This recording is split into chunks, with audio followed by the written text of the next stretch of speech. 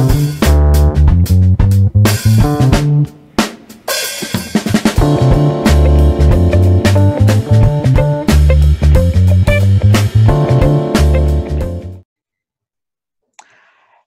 Welcome back to my channel. आज हम बात करने वाले हैं ज्योग्राफी के 6th चैप्टर के बारे में, पॉपुलेशन।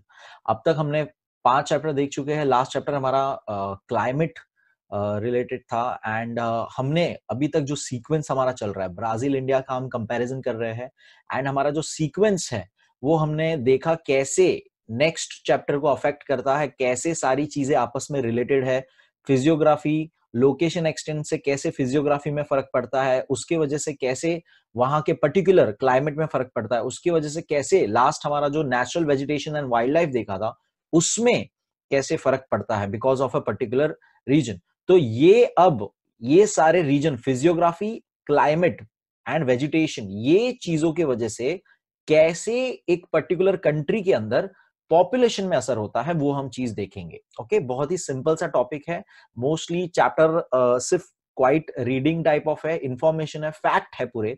तो आपको ये फैक्ट्स याद रखने हैं। बेसिकली आपको नोट्स बनाते वक्त सिंपली वो सारी की सारी जैसी की जैसी लाइन दी है वो लिखनी है, क्योंकि it is simply fact mentioned. सारे फैक्ट मेंशन किए गए कि इंडिया पॉपुलेशन इतना है, इंडिया का सेक्स रेशियो इतना है, ब्राजील का पॉपुलेशन इतना है, लिटरेसी रेट इतनी है। सो ये फैक्ट है, इसमें आप कोई फेरबदल नहीं कर सकते हो। तो जैसा है वैसा आपको पढ़ना है, समझना है और वो लिखना है। Okay, let's quickly start with the chapter. Let me share the text book with you guys.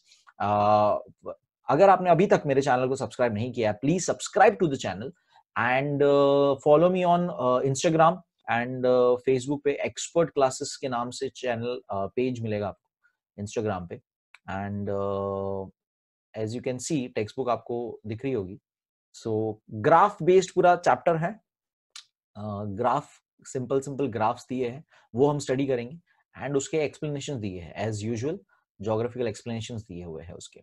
Okay, so let's quickly start with the topic population of India and Brazil. Starting में आपको इंडिया के population की बात की है, तो थोड़ा सा इसको मैं जूम कर देता हूं ताकि मैप थोड़ा और क्लियरली आपको दिखे। And I guess okay, so I guess this is quite visible map. I hope आपको दिख रहा है एंड आई होप आप लोग के पास भी टेक्स्ट बुक है तो आप थोड़ा और खुद रिफर कर सके। ओके, इसे एंड लेट्स जस्ट सी ये मैप से आपको क्या पता पड़ता है। मैप यहाँ पे मैप रीडिंग में आपको करा दूंगा पूरा एंड वो फिर हम पूरा चैप्टर वाइज, चैप्टर में पैराग्राफ जो होता है वो रीड करेंगे। Okay, so let's just quickly start with the chapter. तो एज यू कैन सी यहाँ पे सबसे पहले इंडिया का पॉपुलेशन के बारे में बात किया गया है। On the left side you can C distribution of population, population distribution का मैप है। And on the right side you can C population density, population density बताया हुआ है। सो डिस्ट्रीब्यूशन इज बेसिकली कितनी पर्टिकुलर जगह में कितने कितने लोग हैं। तो one dot, that is a dot map. पहली बात ये डॉट मैप है। एक डॉट का मतलब 2 लाख पीपल यहाँ पे इंडिकेट करता है। यहाँ पे लिखा भी है वो लोग ने scale. Let me mark it with a colour. Okay, so as you can see यहाँ पे उन्होंने लिखा है 1 dot is equal to 2 lakh people. तो एक डॉट का मतलब 2 लाख होता है। तो देखकर एक स्कैन करके ही पता पड़ जाता है जहां पे ये इतना पूरा मैस हो चुका है, इतना पूरा मैस हो चुका है। ये जो एरिया है इतना पूरा नॉर्थ साइड में गंगैटिक प्लेन्स के, यहाँ पे ध्यान रखना, हमारे हमने लोकेशन एक्सटेंड फिजियोग्राफी के टाइम पढ़ा था, गंगा पूरा वहां से बहता है, गंगैटिक प्लेन्स है इस एरिया में फिजियोग्राफी। सो ये पूरा एरिया और थोड़ा सा नीचे साउथ टुवर्ड्स तमिलनाडु, केरला, कर्नाटका, ये जो साउथ का जो एरिया है, यहाँ का एरिया, यहाँ पे ज्यादा आपको दिख रहा है कि डिस्ट्रीब्यूशन, पॉपुलेशन डिस्ट्रीब्यूशन जो वहां पे ज्यादा दिख रहा है। ओके, तो ये एक मैप रीडिंग में आपको पता पड़ेगा कि एक जगह पे कितने लोग रहते हैं। ओके, यहां पर अब डेंसिटी देखेंगे, डेंसिटी में ज्यादा क्लियर हो जाएगा ये चीज, क्योंकि यहाँ पे स्टेट नेम, स्टेट वाइज उन्होंने बताया हुआ है कितना डिवीजन ऑफ पॉपुलेशन है। So as you can see again यहाँ पे स्केल देखिए, इफ यू कैन सी और नॉट आई डोंट नो, मैं फिर भी साइड में लिख रहा हूं ये फिर से। नंबर ऑफ पीपल पर किलोमीटर दिया है। अब वो उसका मीनिंग क्या है मैं आपको बताता हूं। There are 4 boxes starting with the lowest, that is less than 100 है। Okay, this is less than 100, फिर 101 टू 250 है, एंड फिर 251 टू 500 है, और फिर मोर देन 500 है, मोर देन 500 है। ओके, सो यहां पे आपको ये बताने की कोशिश की है कि पर किलोमीटर एरिया, इट मींस, अब उसका मीनिंग क्या होता है, तो let's take a square area, this is a per kilometre area. सो इसके अंदर कितने लोग हैं, let me take two squares of same size, let me take two A and B, okay, and let's say यहां पर टोटल घर में लोग टोटल 5, 6, 7, 8, 9, 10, तो यहां पर मैं बोलूंगा there are 10 people, let's say 10 people पर स्क्वायर किलोमीटर। पर स्क्वायर किलोमीटर के हिसाब से, एक स्क्वायर किलोमीटर के हिसाब से 1 स्क्वायर किलोमीटर का ये पूरा एरिया है, 1 स्क्वायर किलोमीटर का ये एरिया है, उसके हिसाब से उधर 10 लोग रहते हैं। तो 10 लोगों के लिए 1 स्क्वायर किलोमीटर का एरिया बहुत वास्ट होता है रहने के लिए, अच्छा खासा, अच्छे से, मतलब एक आदमी के लिए बहुत ज्यादा जगह है रहने के लिए। ओके, सेकंड बी वाले में देखते हैं, लेट्स से यहां पर 5, 6, 7, 8, 9, 10, 11, 12, 13, 14, 15, 16, 17, 18, 19, 20, तो यहां पर सेम एरिया है, वन किलोमीटर का एरिया है, 1 स्क्वायर किलोमीटर का एरिया है, लेकिन वहां पे 20 लोगों को शेयर करना पड़ रहा है उतना area, 20 people have to share that area. तो ये चीज को हम टेक्निकल वर्ड्स में कैसे कहते हैं, इसको कहते हैं डेंसिटी, यानी कितना गाढ़ा, कितना ज्यादा है लोग कम कम एरिया में। ओके, कम एरिया में ज्यादा लोग, तो डेंसिटी हाई बोलते हैं उसको, एंड ज्यादा एरिया में कम लोग मतलब लो डेंसिटी बोलते हैं। तो उस हिसाब से हमारे यहाँ पे इंडिया में कौन से स्टेट्स में सबसे ज्यादा लोग रहते हैं इन अ एरिया ऑफ पर स्क्वायर किलोमीटर, पर स्क्वायर किलोमीटर में कितने लोग रहते हैं। फॉर एग्जाम्पल, एकदम सिंपल टॉप वाला देखेंगे, जम्मू कश्मीर स्टेट का आप देख सकते हो, कलर एकदम लाइट है, almost I don't know which colour इसको मैं कहूं, ऑरेंज शेड में एकदम लाइट कलर होते जा रहा है वो। सो उसके अंदर लेस देन 100, यानी कि पर किलोमीटर के एरिया में, पर किलोमीटर के एरिया में 100 से कम लोग रहते हैं, क्योंकि कॉमन सेंस है, हिली रीजन है, हिली रीजन पे ज्यादा आपको लोग नहीं मिलेंगे, कॉमन सेंस है। तो जम्मू कश्मीर आपको दिख रहा है, हिमाचल प्रदेश आपको दिख रहा है, उत्तराखंड, ये सारा हमारा हिमालयस था, फिजियोग्राफी अगर आप याद करो तो हिमालय रेंज था पूरा, ये हिली रीजन था। तो एक कॉमन सेंस की बात है, हिली रीजन में लोग कम रहते हैं, बहुत ही कम आपको लोग मिलेंगे रहते हैं जो, ठीक है। ये अलग बात है, वो टूरिस्ट स्पॉट है, हम टूरिस्ट को नहीं काउंट कर रहे इसके अंदर, ठीक है। वहां पे एक्चुअल रहने वाले लोग बहुत कम हैं, बड़े से एरिया में बहुत दूर दूर तक आपको लोग मिलेंगे। ओके, वैसे आप देखेंगे मोर देन 500 का डायरेक्ट देखते, उत्तर प्रदेश, बिहार, वेस्ट बंगाल, हरियाणा, पंजाब, तो इसके अंदर, और नीचे साउथ की तरफ केरला, तमिलनाडु। तो ये देखिए पूरा एकदम डार्क ऑरेंजिश रेडिश कलर जो पूरा है, डार्क एकदम, इसमें मोर देन 500, यानी कि 1 किलोमीटर के एरिया में, 1 स्क्वायर किलोमीटर का एरिया है, 1 बाय 1 स्क्वायर किलोमीटर का एरिया है, उसमें 500 से ज्यादा लोग रह रहे हैं वहां पे उतने लोग रहते हैं। इट मींस ये बहुत ज्यादा है, बहुत ही ज्यादा लोग रहते कम एरिया में। ओके, इसलिए इतना कंजस्टेड एंड भीड़ भाड़ हो गई। तो ये हमें बताया हुआ है, पॉपुलेशन डेंसिटी इसको बोलते हैं, स्टेट वाइज पॉपुलेशन डेंसिटी बोला हुआ है। हाईएस्ट आपको देखने मिल रहा है उत्तर प्रदेश, हरियाणा, पंजाब, बिहार, वेस्ट बंगाल, नीचे की तरफ केरला, तमिलनाडु की तरफ, एंड लोएस्ट आपको देखने मिल रहा है, सबसे कम आपको देखने मिल रहा है जम्मू कश्मीर, हिमाचल प्रदेश, उत्तराखंड, चंडीगढ़ भी उसमें थोड़ा आ गया है वहां पे, and Arunachal Pradesh towards the east. तो ये सारे जगह पे बहुत ही कम। दूसरा बीच का जो रेंज है, जैसे महाराष्ट्र देख सकते हो, गुजरात देख सकते हो, कर्नाटका देख सकते हो, उड़ीसा, झारखंड, यहां पर लाइक बिटवीन 250 टू 500 पीपल का रेंज है। तो ये रेंज 250 से 500 का रेंज के लोग 1 स्क्वायर किलोमीटर एरिया के बीच में रहते हैं। तो ये आपको, इट इज मॉडरेट, इसको हम मॉडरेट बोलेंगे। और 101 टू 250 का जो रेंज है, दैट इज राजस्थान, मध्य प्रदेश, छत्तीसगढ़। तो ये देखो, Rajasthan is a desert area, तो यहां पर भी थोड़े से कम लोग रहेंगे। ओके, तो डेजर्ट एरिया में भी थोड़े से कम लोग आपको दिखने मिल रहे हैं, मध्य प्रदेश में भी आपको कम लोग देखने मिल रहे हैं, छत्तीसगढ़ में भी कम लोग देखने मिल रहे हैं। सो दिस, ये एक आपको पूरा मैप में पॉपुलेशन डेंसिटी ऑफ इंडिया का मैप है। एंड ये कब का है, 2011, यानी कि हमारा census. Now what is a census, पहले वो समझ जाता है, बहुत बार ये वर्ड यूज होने वाला है इसके अंदर। सो सेंसस क्या होता है, सेंसस इज समथिंग हम पूरे कंट्री में एक पर्टिकुलर लाइक हमारे यहाँ पे 10-10 साल में होता है, तो एक ईयर में जैसे 2011 में हुआ तो नेक्स्ट अभी नेक्स्ट ईयर होने वाला है 2021 में होने वाला है। तो हर 10-10 साल में हम अपने कंट्री का डेटा कलेक्ट करते हैं। देयर आर पीपल जो घर से घर जाते हैं और पूरा डिटेल लिखते हैं कि आपके घर में कितने लोग हैं, आपके घर में क्या जॉब करते हैं वो लोग, फैमिली इनकम कितनी है, कोई बीमार है क्या, मैक्सिमम एज मिनिमम एज वाले कितने हैं, ये सारा डिटेल जमा करते, उसे सेंसस कहा जाता है। तो according to the last census हमारे कंट्री में जो हुआ था विच वाज ऑन 2011, उसके अनुसार ये मैप आप देख रहे हो। Okay, so that is overall India population. And if you know, India is the like population में हम एकदम हाईएस्ट है, वी आर अराउंड 120 करोड़ का पॉपुलेशन है हमारा, 120 करोड़ की आबादी। ये आपने सुना होगा बहुत बार ये टर्म, नरेंद्र मोदी जी भी अपने स्पीच में बहुत बार बोलते हैं ये चीज कि 120 करोड़ की आबादी हमारी इतनी स्ट्रांग है।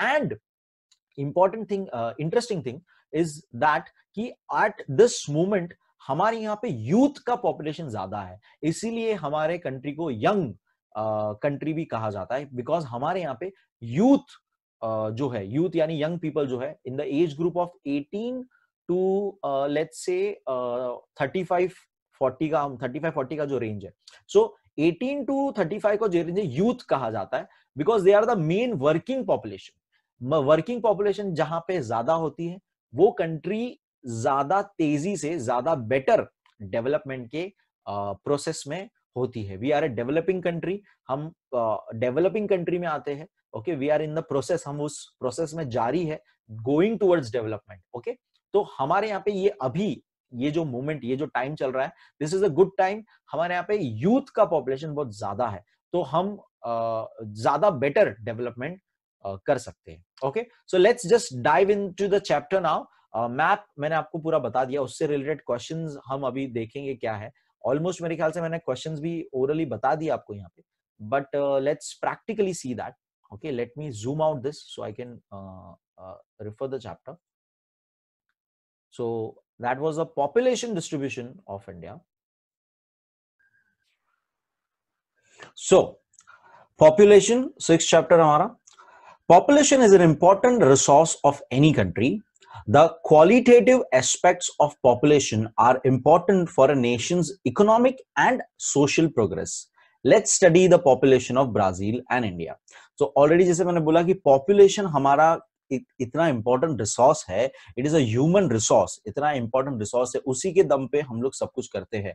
इकोनॉमिक्स में जब आप पढ़ोगे तो जब रिसोर्सेस हम जब पढ़ते हैं किसी भी चीज में, तो ह्यूमन रिसोर्स का बहुत ही इंपॉर्टेंट फैक्टर होता है। कैपिटल होता है लैंड, तो लेबर, तो ये ह्यूमन रिसोर्स के बिना आप कोई और चीज काम कर ही नहीं सकते हो। तो पॉपुलेशन एक रिसोर्स होता है कंट्री का, एंड उसकी क्वालिटेटिव एस्पेक्ट्स यानी कि उसके जो कैरेक्टरिस्टिक्स है पॉपुलेशन के वजह से क्वालिटेटिवली क्या असर होता है एक नेशन की इकोनॉमी को और सोशल प्रोग्रेस को, उसके बारे में हम लोग आज देखेंगे। ओके, सबसे पहले जैसे कि ऑलरेडी मैंने आपको ये मैप रीडिंग करके बता दिया कि इंडिया का स्टार्टिंग में इन्होंने डेंसिटी एंड डिस्ट्रीब्यूशन मैप दिया हुआ है, एंड नीचे कुछ क्वेश्चंस पूछे हैं जो कि आंसर ऑलरेडी मैंने आपको बता दिए।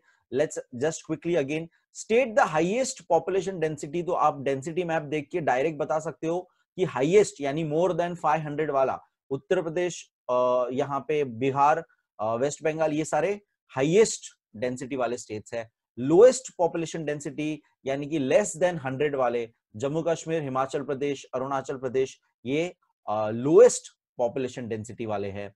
और on the basis of the map आपको ये टेबल फिल करना है पूरा। सो ये आप कर सकते हो बड़े आसानी से, ये हमने देखा ऑलरेडी कि कैसे इसको रीड करके यहाँ पे स्टेट्स के नाम आपको, यूनियन टेरिटरीज के नाम आपको लिखने हैं। ओके, नाउ लास्ट क्वेश्चन है correlate the climate and physiography of India with its population distribution and right a note on it. तो अब ऑलरेडी जैसे हमने बात की कि एक पॉपुलेशन कौन सी जगह पे होते हैं, कहां पे ज्यादा लोग होते हैं जनरली, तो जहां पे हमें पानी अवेलेबल इजीली होता है, हमें फर्टाइल लैंड इजीली अवेलेबल होती है, प्लेन्स में लोग रहना पसंद करते हैं, हिली रीजन्स में या डेजर्टी रीजन्स में या जहां एक्सट्रीम क्लाइमेट हो वैसी जगह पे लोग रहना पसंद नहीं करते हैं। सो तो कहां पर फिजियोग्राफी, तो ये चीज क्या बता रहा है कि एक कंट्री के फिजियोग्राफी यानी फिजिकल कंडीशन क्या है, जो हम लोग पढ़ चुके हैं पहले के चैप्टर में। जब अब मैं वर्ड फिजियोग्राफी यूज करता हूं तो आपको ये क्लियर होना चाहिए कि व्हाट डज फिजियोग्राफी मीन। तो हमने पहले के चैप्टर्स में ये सारी बातें कवर कर ली कि क्लाइमेट से क्या असर हो रहा था, फिजियोग्राफी से क्या असर हो रहा था। ओके, तो उसके वजह से पॉपुलेशन कैसे डिवाइड हो जाता है। And as you can clearly see, हमारे यहाँ पे पॉपुलेशन अनइवनली डिवाइडेड है, यानी इक्वली डिवाइडेड नहीं है। कुछ जगह पे ज्यादा, कुछ जगह पे बहुत कम, कुछ जगहों पे लैंड एरिया बहुत ज्यादा है लेकिन लोग रहने के लिए कम है, और कुछ जगह पे लैंड एरिया कम है और लोग ज्यादा रहते हैं।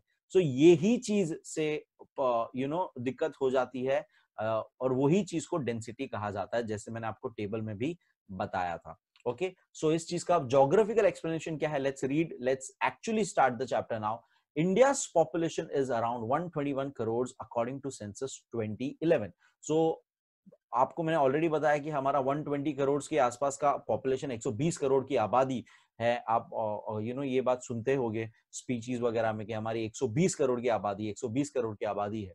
तो हमारा it is the second most populace nation in the world at the moment.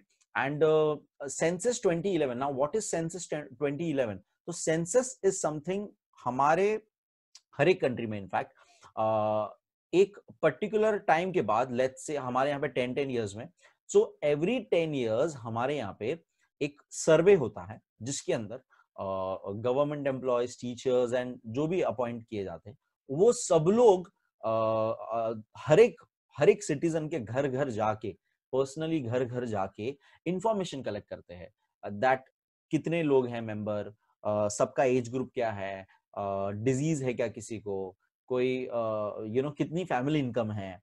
तो ये सारा इंफॉर्मेशन कलेक्ट करना एंड उसका डेटा रिप्रेजेंट करना, इसे सेंसस कहा जाता है।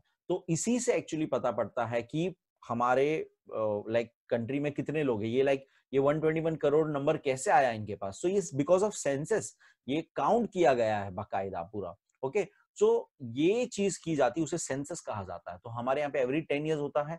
2011 में हुआ था लास्ट, अभी नेक्स्ट 2021 में होगा हमारे यहाँ पे census. Okay, so that something tells that it is a survey, एक सर्वे है एक तरह का, जिससे हम कंट्री की इंफॉर्मेशन पता लगाते हैं। Okay, India is the second most populous country in the world. मैंने आपको जस्ट बताइए, India occupies only 2.4% of the land area of the world, whereas it supports 17.5% of world's population.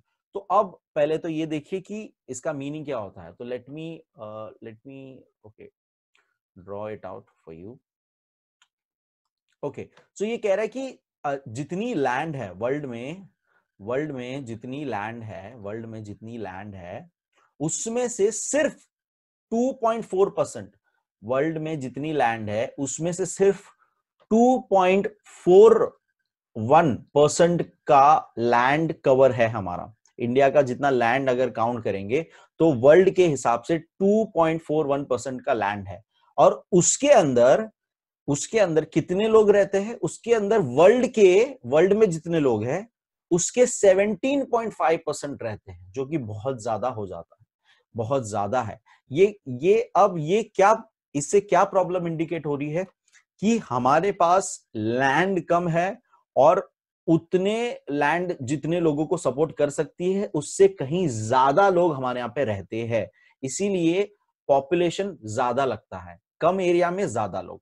अगर समझो एक रूम है छोटा सा, उसके अंदर सिर्फ 4 लोग रह सकते हैं, एट द मोस्ट 4 लोग रह सकते हैं, लेकिन उसके अंदर मैं 10 या 12 लोगों को रखता हूं, तो वैसी कंडीशन हमारे इंडिया की है। हमारे पे लैंड यूज कम है, लैंड एरिया हमारा कम है ऑलरेडी, और उसमें देयर इज पॉपुलेशन एकदम एकदम एक्सपांडेड पॉपुलेशन है हमारा। ओके, ये दूसरी कंट्रीज में नहीं है। जैसे अमेरिका का लैंड इज बहुत ज्यादा एंड वहां पे पॉपुलेशन बहुत कम है, जितनी लैंड उनके पास यूज करने को। ओके, ये भी एक फैक्टर बन जाता है किसी कंट्री के प्रोग्रेस के लिए, किसी कंट्री के डेवलपमेंट के लिए। ये भी एक बहुत बड़ा फैक्टर हो जाता है, बहुत बड़ा रोल, इंपॉर्टेंट रोल हो जाता है इस चीज का, कि लैंड कितनी है और वहां पे लोग रहने वाले कितने हैं। सो ये आपको नंबर याद रखना है कि 2.41% ऑफ लैंड एरिया यूज करते हैं हम पूरे वर्ल्ड का, एंड उस पे 17.5% ऑफ वर्ल्ड पॉपुलेशन हम सपोर्ट करते हैं। India's average population density is 382 person per square kilometre as per 2011 census. तो ऑलरेडी मैं आपको बता चुका हूं कि पर स्क्वायर यानी कैसे काउंट किया जाता है, तो फिर से एक और बार देखते हैं कि अगर 1 किलोमीटर का एरिया मैं अगर काउंट करता हूं, 1 किलोमीटर का एरिया, 1 किलोमीटर ऐसे, 1 किलोमीटर ऐसे, तो ये जो पूरा एरिया बना, दिस इज पर किलोमीटर, पर स्क्वायर किलोमीटर का एरिया, इसको पर स्क्वायर किलोमीटर का एरिया कहते हैं। अब एट एन एवरेज बात हो रहा है, ठीक है, फिर से आपको समझना है एट एन एवरेज क्या होता है। इट मींस पहले यहां पे देखिए, देयर इज प्लेसेस जहां पे 100 से कम लोग रहते हैं पर स्क्वायर किलोमीटर में, एंड देयर आर प्लेसेस जहां पे मोर देन 500 पीपल रहते हैं। ओके, तो हम इस डेटा का, इस रेंज का एवरेज निकाल रहे हैं। तो एट एन एवरेज हमारे यहाँ पे 1 स्क्वायर किलोमीटर के एरिया में 382 पीपल रहते हैं। 1 स्क्वायर किलोमीटर का एरिया अगर आप मापोगे तो उसमें कितने लोग मिलेंगे आपको? 382 लोग मिलेंगे एट एन एवरेज। ओके, ये नंबर भी आपको याद रखना है। आगे रीड करेंगे। In India population is very unevenly distributed. मैं आपको ऑलरेडी ये बात बोल चुका हूं कि अनइवन डिस्ट्रीब्यूशन है। इवन डिस्ट्रीब्यूशन कैसा होता? जैसे कि अभी देखिए, मध्य प्रदेश, राजस्थान कितने बड़े स्टेट्स है, कितने बड़े स्टेट्स है, वहां पे पॉपुलेशन कम है, वहां पे पॉपुलेशन आपको कम दिख रही है। ओके, मतलब उतनी जगह है वहां पे और वहां पे कम लोग रह रहे हैं। जबकि आप देख सकते हो वेस्ट बंगाल और केरला कितनी छोटी जगह है और वहां पे बहुत ज्यादा लोग रह रहे हैं। ओके, तो ये जो है इससे कहते हैं अनइवन डिस्ट्रीब्यूशन। मतलब कुछ जगह पे बहुत ज्यादा लोग हैं, कुछ जगह पे बहुत कम लोग हैं, और कुछ जगह पे एकदम ही लोग कम हैं, और लैंड एरिया बहुत वेस्ट काइंड ऑफ पड़ा है, एक तरह से हम बोल सकते हैं। ओके, तो ये अनइवन डिस्ट्रीब्यूशन कहा जाता है। और ये डिस्ट्रीब्यूशन मैप में भी आप वो चीज क्लियरली देख सकते हो कि जहां पे एकदम ही डॉटेड पूरा वो एरिया है, दैट इज उत्तर प्रदेश बिहार का नॉर्थ, हमारे गंगेटिक प्लेन्स वाला एरिया जो है। सो ये डिस्ट्रीब्यूशन बता रहा है कि कितना वहां पे इंडिया में किस जगह पे कितने लोग रहते हैं। एक डॉट का मतलब मैं आपको बता चुका हूं, एक डॉट वहां पे रिप्रेजेंट करता है 2 लाख पीपल रिप्रेजेंट करता है। Okay, let's read ahead. Physiography, climate play and इधर प्रिंटिंग मिस्टेक हो, physiography, climate play an important role in distribution of population. Due to the fertile land, plain land, and availability of water, human settlements have been established in these parts of for many centuries. Due to farming industries and trade, the proportion of population got concentrated in few places. So अब again ये बात already मैं आपको बोल चुका हूं, क्या एक पर्टिकुलर जगह का वहां पे क्या क्या रिसोर्सेस अवेलेबल, लोगों के लिए रहने की सही कंडीशन है क्या, क्लाइमेट सही है क्या, ज्यादा गर्मी तो नहीं होती, ज्यादा ठंडी तो नहीं होती, ज्यादा बारिश तो नहीं होती है, वहां पे फर्टाइल लैंड है क्या, क्योंकि एग्रीकल्चर हम अभी भी, हमारा मेन ऑक्यूपेशन एग्रीकल्चर है हमारे कंट्री का। तो क्या एग्रीकल्चर के लिए वहां पे चीजें अवेलेबल है क्या, फर्टिलिटी ऑफ लैंड है क्या, ये सारी चीजें, क्या वहां पे कोई और लाइक प्रॉब्लम तो नहीं है जो हमारे ह्यूमन सेटलमेंट के लिए इशू हो सकता है। तो ये सारे फैक्टर्स जो है, that is physical climate factors, ये सारी चीजें बहुत अफेक्ट करती है कि लोग कहाँ चूज करते हैं रहने के लिए, कहाँ पे डिसाइड करते हैं कि we should settle down here, we should form a colony over here. Okay, so ये, एंड दूसरा फिर क्या बोला है, ट्रेड इंडस्ट्रीज वगैरह। सो अब जहां पर, अब एक और चीज हमारे पे मिनरल्स एंड ये जो जहां पे मिलता है, कोल की बात करो, बिहार झारखंड साइड जो कोल वगैरह मिलता है, या जो भी हमारे यहाँ पे मिनरल्स अलग अलग मिलते हैं, वहां पे जब कोई फैक्ट्री सेटअप होती है या नॉर्मल कोई भी कहीं पे इंडस्ट्री सेटअप होती है, स्टील इंडस्ट्री बोलो या गुजरात की स्टील इंडस्ट्री बोलो, या कहीं पर भी कोई बड़ी इंडस्ट्री या फैक्ट्री आती है, तो जहां वो होगा वहां पे वो लोग, वहां पे लोग एम्प्लॉयज वहां पे आएंगे एंड वहां पे सेटल होना, उसके आसपास कॉलोनी बनाना चालू हो जाएंगे। ओके, तो ये भी फर्क पड़ता है कि कहां पर इंडस्ट्री और ट्रेड जोन है। अब मुंबई, हमारा कैपिटल तो हम लोग दिल्ली बोलते हैं, लेकिन Mumbai is known as the trade capital.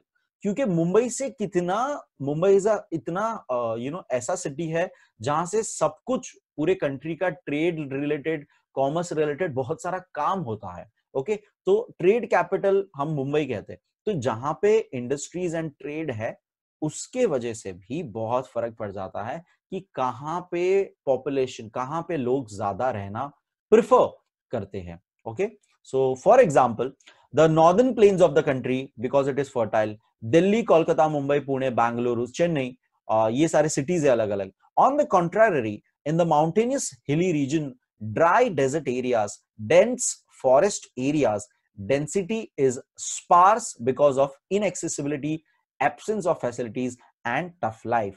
तो एकदम सिंपल, अभी इसको लाइन को एक्सप्लेन करने की जरूरत ही नहीं पड़ेगी, एकदम क्लियरली समझ जाएगा कि जहां पर प्रॉब्लम्स है, बहुत सारे फॉरेस्ट है, क्लाइमेटिक कंडीशंस बहुत ही बुरे हैं एक इंसान के रहने के लिए, वहां पर लाइफ टफ है और वहां पे लोग रहना प्रेफर नहीं करते हैं। So that was the about India. Brazil का देखेंगे अब। ब्राजील का मैप रीडिंग पहले देखते हैं। ओके, थोड़ा सा again let me zoom this. I hope आप लोग के पास टेक्स्ट बुक पीडीएफ हो, वरना पीडीएफ डाउनलोड कर सकते हो, फ्री में डाउनलोड अवेलेबल है। ई कार्ट बाल भारती का साइट है वहां से। ओके, सो वो एक आप टेक्स्ट बुक रीड कर सकते हो वहां से। सो ब्राजील का अगेन यू कैन सी कि यहाँ पे देखिए किस हिसाब से डिस्ट्रीब्यूशन दिख रहा है। अगेन यहाँ पे नीचे की तरफ, let me mark this out, as you can see यहाँ पे हमें इंडेक्स दिया हुआ है, रीड करने के लिए दिया हुआ है, स्केल्स दिए हुए कि लेस देन 50। देखिए यहाँ पे हमारे यहाँ पे चालू लेस देन 100 था एंड 500 अब जा रहा था, यहाँ पे मोर देन 300। मतलब इनका ये देख के ही पता पड़ जाएगा पहली बात कि ये पॉपुलेशन वाइज हमसे कितना पीछे है, हमसे कितना पीछे है। ओके, सो यहाँ पे लेस देन 50 है। If I don't know if you can सी और नॉट, बट मैं यहाँ पे साइड में लिख रहा हूँ कि लेस देन 50 का रेंज से चालू हो रहा है, 5100 है, next is 101 to 150, 51 to 300 and last is more than 300। Okay, so ये रेंज है जिसमें येलो शेड से चालू करते हुए डार्केस्ट ब्राउन तक गए हैं वो लोग। तो देखिए you can easily spot out कि कहां पे सबसे ज्यादा लोग रह रहे हैं। दैट इज रायो डी जेनेरो, जो पूरा स्पॉट है यहाँ पर। Late me mark in the, ये रायो डी जेनेरो स्पॉट है जो सी साउथ अटलांटिक सी के यहाँ पे जो स्पॉट है, वहां पे सबसे ज्यादा आपको वहीं पे डार्क कलर दिख रहा है। एंड ब्राजीलिया, ये बीच में थोड़ा सा डार्क यहाँ पे स्पॉट दिख रहा है। इसके अलावा आपको साओ पोलो में थोड़ी सी पॉपुलेशन मिलेगी, दैट इज अराउंड 150 टू 300 पर स्क्वायर किलोमीटर एरिया। तो ये आपको अगेन समझना है, ये पूरा डेटा पर स्क्वायर किलोमीटर एरिया के हिसाब से है, यानी एक स्क्वायर किलोमीटर के एरिया में साओ पाउलो रीजन में कितने लोग रहते हैं, तो अराउंड 150 टू 300 लोग रहते हैं। सो और बाकी का पूरा देखिए येलो ही ज्यादा शेड दिख रहा है। इट मींस हमने देखा था कि ब्राजील में अमेज़न बेसिन में कितनी बारिश होती थी, फ्लड्स हो जाते थे, कितने खतरनाक एनिमल्स है वहां पे, तो वहां पे बहुत कम लोग रहते हैं। एंड एक और चीज हमने देखी थी कि वहां पे हाईलैंड्स है, तो हाईलैंड्स में भी कोई रहना प्रेफर नहीं करता है, प्लेटू रीजन्स में भी कोई रहना प्रेफर नहीं करता है। लेफ्ट साइड में आपका डिस्ट्रीब्यूशन से भी आपको पता पड़ता है। तो देखिए अमेज़न में कितने कम लोग रहते हैं। 1 डॉट अगेन यहाँ पे 2 लाख पीपल को डिस्क्राइब करता है, 1 dot is equal to 2 lakh people. And देखिए कितनी दूर दूर, अब अमेज़न का एरिया देखिए कितना बड़ा सा है, और उतने एरिया में, इतने बड़े एरिया में कितने कम लोग रहते हैं। जबकि रियो डे जेनेरो का जो एरिया देखा हमने कितना छोटा सा है ये यहाँ पे, एंड उसी में उतनी सी जगह में कितने सारे, मतलब वो डॉट मैप का देखेंगे तो पूरा फिल हो चुका है, पूरी तरह से फिल हो चुका है।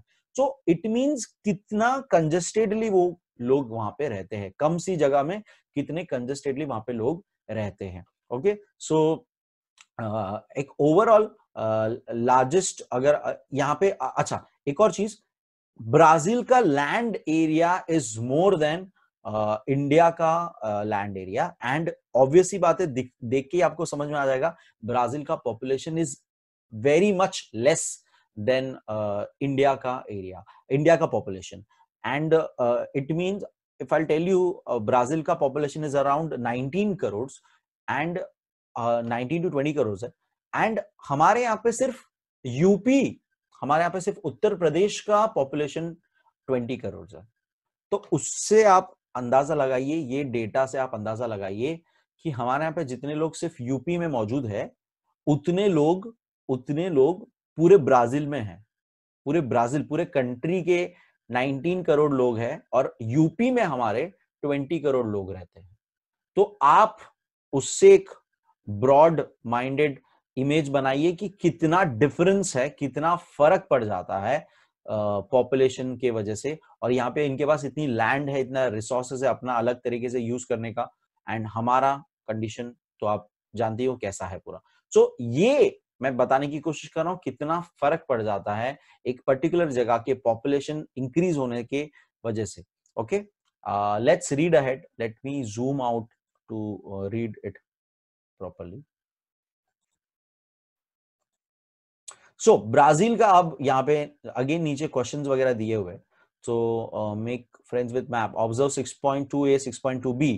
तो नीचे क्वेश्चन दिए, in which area is population great concentrated, यानी सबसे ज्यादा कंसेंट्रेशन यानी कहां पे दिख रहा है। तो हमने देखा साओ पोलो रीजन में, साओ पोलो रीजन, रायो डी जेनेरो। तो ये कौन सा एरिया है? तो it is towards the south Atlantic, south country का साउथ साइड का एरिया हम बोल सकते हैं इसको। एंड अगर डायरेक्शन दोनों तरफ का बोले तो साउथ ईस्ट डायरेक्शन का एरिया हम बोल सकते हैं इसको। सेकंड क्वेश्चन है, which area is distributed, which area in the distribution of population sparse, यानी कि कम, कहां पे कम आपको मिलेगा। तो अमेजोन बेसिन में आप बोल सकते हो कि यहाँ पे कम डिस्ट्रीब्यूशन, बहुत ही कम है। डिस्ट्रीब्यूशन मैप देख के आपको पता पड़ेगा, बहुत दूर दूर तक डॉट्स आपको दिख रहे इतने बड़े वास्ट एरिया में। Third question, prepare a note on factors responsible for the uneven distribution of the population based on study of Brazil made so far। तो made so far मतलब अब तक हमने क्या सीखा? क्लाइमेट सीखा, फिजियोग्राफी सीखा, वेजिटेशन वगैरह देखा। सो ये सारी बेसिस पे आपको सिंपली अभी बताना है कि क्यों, कैसे ऐसा हुआ है। तो सीधी सी बात है कि हमारे क्लाइमेटिक कंडीशन के हिसाब से भी हमारा टुवर्ड्स द कोस्ट वाला रीजन अच्छे है, फर्टिलिटी लैंड वाले जो अगर थोड़ा बहुत बोले, और गुड लैंड अगर बोले जहां रह सके, तो ये जहां पे पॉपुलेशन आपको ज्यादा दिख रही है, साओ पोलो, रायो डी जेनेरो, तो वहीं पे ज्यादा है। एंड टुवर्ड्स अमेजोन आप जाते हो, वहां पे बहुत जंगल, पूरा एकदम रेन फॉरेस्ट जंगल हमने देखा था, वहां पे इतने एनिमल्स है, पहली बात वहां पे फ्लड्स हो जाते हैं। तो ये सारे area, it is not a good area to live, वहां पे कोई आसानी से रह नहीं सकता है। इनफैक्ट वहां पे ये जो डॉट्स दिख रहे हैं, आई एम श्योर ये सारे ट्राइब्स है वहां के, वहां पे अभी भी आदिवासी ट्राइब्स जो है वहां पे रहते हैं। There are more than I guess 400 tribes, more than 400 tribes in Brazil. And one of the name I knew was Yanomamo करके एक ट्राइब होता है, यानो मामो। सो ऐसे बहुत सारे ट्राइब्स है जो जंगलों में ही रहते हैं। They are not even aware of the world कि क्या चल रहा है। They are so away from the civilisation, the civilised world. वो लोग अभी भी आदिवासी जैसे रहते हैं, हाफ नेकेड या फुल्ली नेकेड। वैसे ट्राइब्स अभी भी ब्राजील के जंगलों में पाए जाते हैं, जो कि बहुत खतरनाक होते हैं। Okay, there are even tribes जो ह्यूमन फ्लैश खाते हैं, कैनिबल्स, कैनिबल्स कहा जाता है उन्हें, मेरे ख्याल से कैनिबल्स क्या कहा जाता है। सो वैसे भी ट्राइब्स है वहां पे। सो ये सारा जो है, कौन कैसी जगह पे सेटल होता है, सो उसका हम यहाँ पे देखेंगे। Let's read, identify the type of map of showing distribution.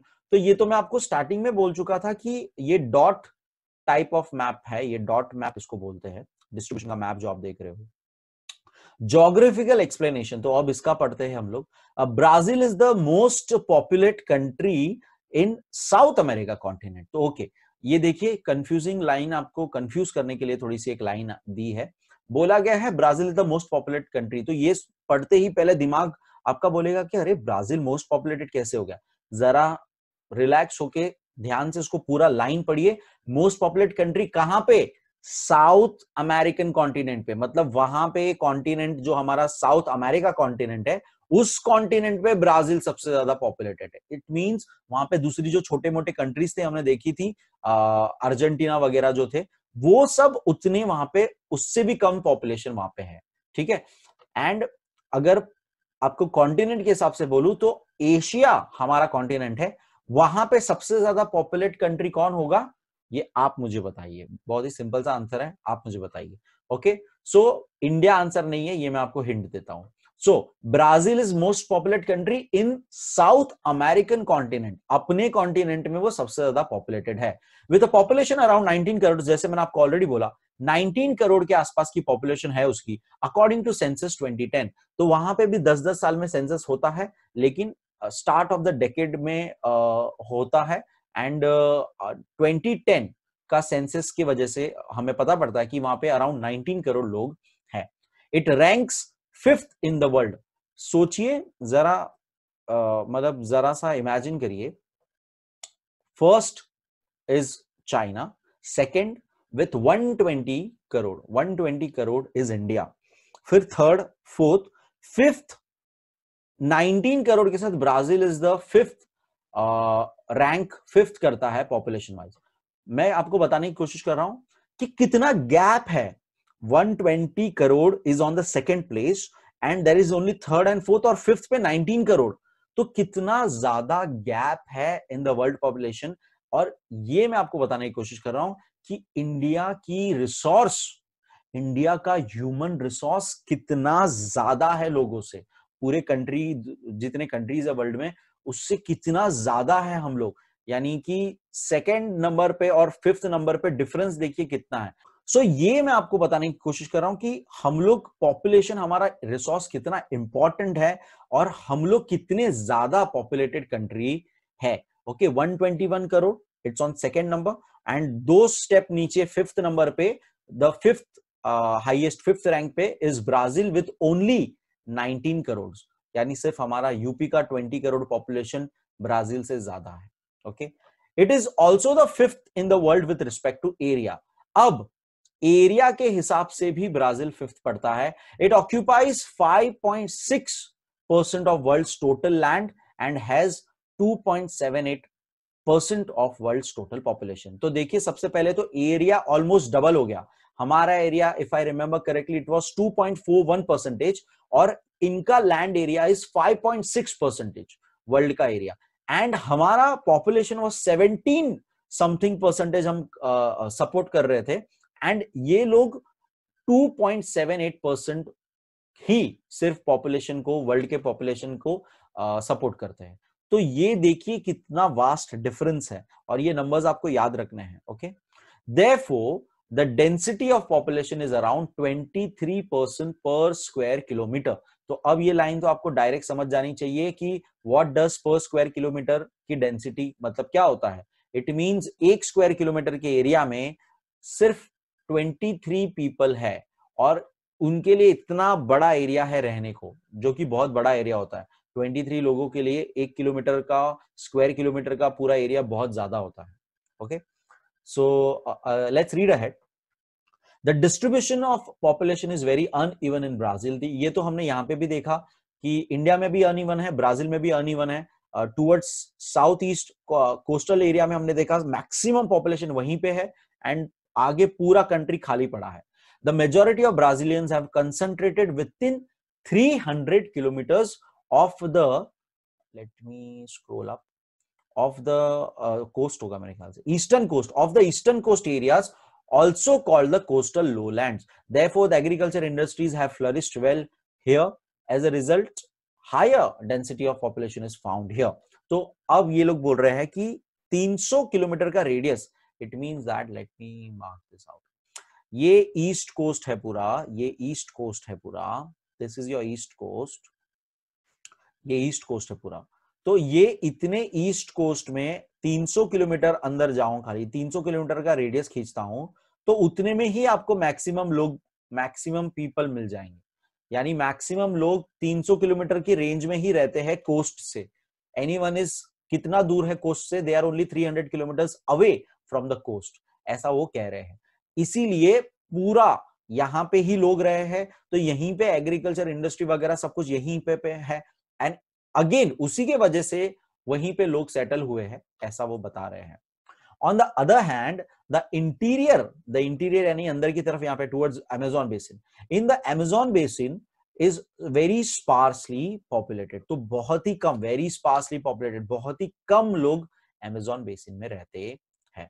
Unfavorable climate, heavy rainfall, accessibility, and dense forest are the barriers to development of human settlements here.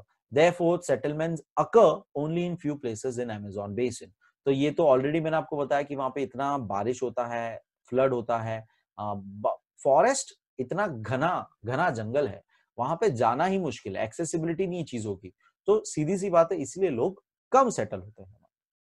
The central and western part of Brazil is less populated. The density of population in the highlands of Brazil is moderate. तो बाकी धीरे धीरे हम बाहर की side आ रहे हैं, तो बता रहे कि जो सेंट्रल वेस्टर्न पार्ट ब्राजील का है वहां पे थोड़ा कम पॉपुलेशन है, और हाईलैंड्स में मॉडरेट, नॉट कम नॉट ज्यादा, मॉडरेट पॉपुलेशन है, और टूवर्ड्स द कोस्ट सबसे ज्यादा पॉपुलेशन है. ये चार्ट में ऑलरेडी आपको बता चुका हूं कि मैंने आपको ये ड्रॉ करके इनफैक्ट बताया था. ये बता रहा है कि पॉपुलेशन डेंसिटी कैसे है. तो 1 पर्सन का साइन है वो 80 पीपल को इंडिकेट करता है. इट मींस ए वाले में, लेट्स काउंट इट आउट, ए वाले में कितने लोग हैं. तो मैं एक का डेंसिटी बताता हूं, आप मुझे दूसरा बताइएगा कमेंट्स में. तो 1 2 3 4 5 6 7 8 9 10 11 12 13 14 15 16.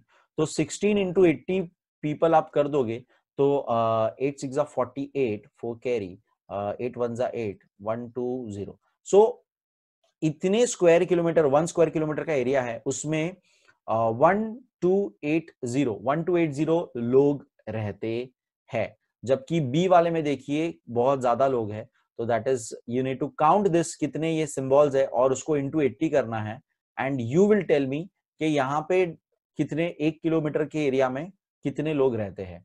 And it is obvious, density कहाँ पे ज्यादा है कहाँ पे कम है वो तो देख के ही पता पड़ रहा है. Okay, so that is just use of brain activity का वो लोग ने दिया हुआ है एक्टिविटी है. Let's move ahead. Next topic दिख रहा है सेक्स रेशियो.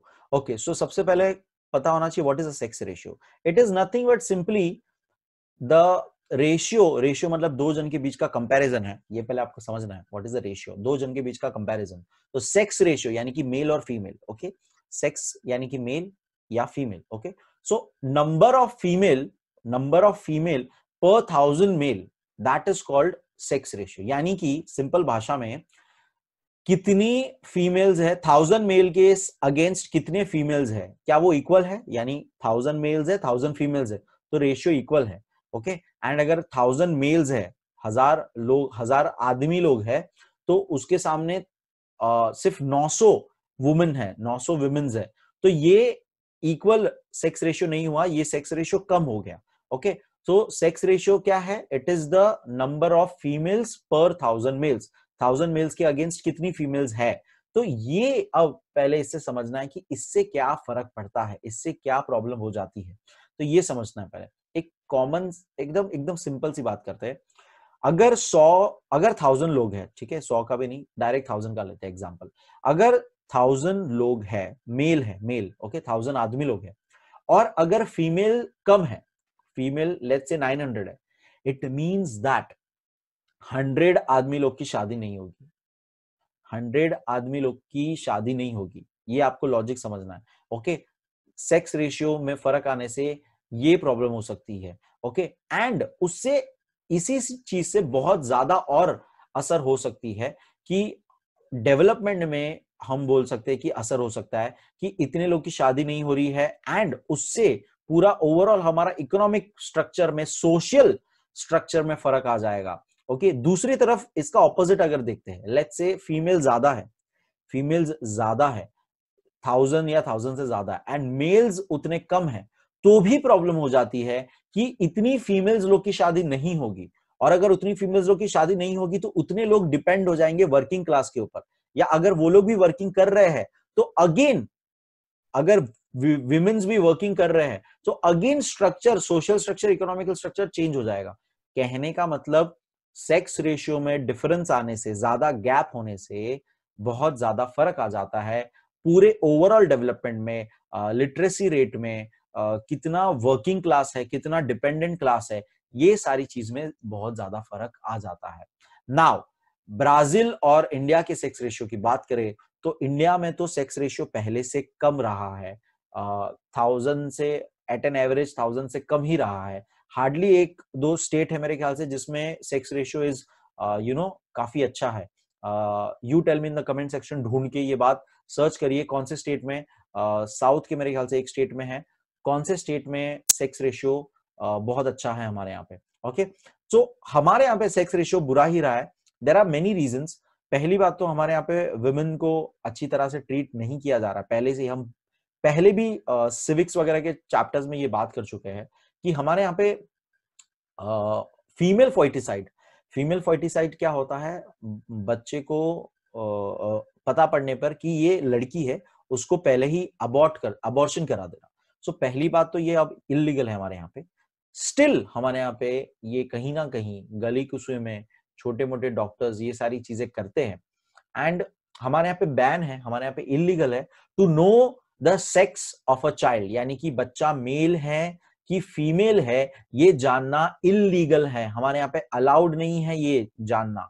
ये पेरेंट्स जो पूछते हैं डॉक्टर्स को, सो दे डॉक्टर्स लोग को नहीं बताना होता है एंड पेरेंट्स लोग को मतलब नहीं पता होना चाहिए सेक्स ऑफ द चाइल्ड क्या है। हमारे यहाँ पे ये चीज इलीगल है। ये इलीगल मतलब बैन इसीलिए करना पड़ा क्योंकि जब अब पता पड़ रहा था what is the sex of the child और पता पड़ता है कि लड़की है, तो हमारे यहाँ पे बैल बुद्धि वाले जो लोग होते हैं वो समझते हैं कि बेटी सही नहीं है, बेटी बोझ होती है, बेटी को पालना इज एकदम हैक्टिक काम है। सो वो लोग अबॉर्शन करा देते हैं। एंड हमारे यहाँ पे मेल डोमिनेटिंग सोसाइटी रहा है हमेशा से एंड पैट्रियार्कल सोसाइटी रहा है, तो ये चीज की वजह से फीमेल को उनका हक नहीं मिला। एक तरह से उनको पहले से ही मार दिया जाता है। इसीलिए गवर्नमेंट ने नरेंद्र मोदी जी ने स्कीम निकाली थी जब वो 2015 या 2014 में आए थे, तब 2015 का ये स्कीम है या 2014 का, I don't remember the year correctly. Beti Bachao Beti Padhao, Beti Padhao Beti Bachao वाला स्कीम ये उन्होंने निकाला था। तो गवर्नमेंट ऐसे स्कीम्स निकालती है टू एनकरेज पीपल कि ऐसे वो काम न करे कि विमेन फीमेल को बर्थ देना is not a bad thing. ये चीजें समझनी है।